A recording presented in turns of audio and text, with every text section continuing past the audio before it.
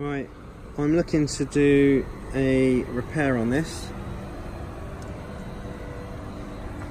weekend.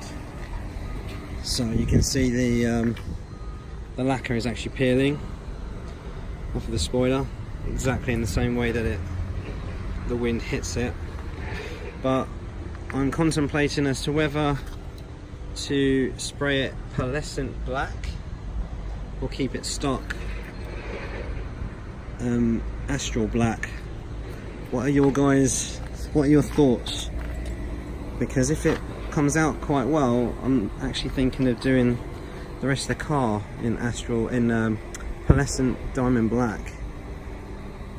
If you've got any thoughts on that, it'd be really useful. As quick as you can, really, because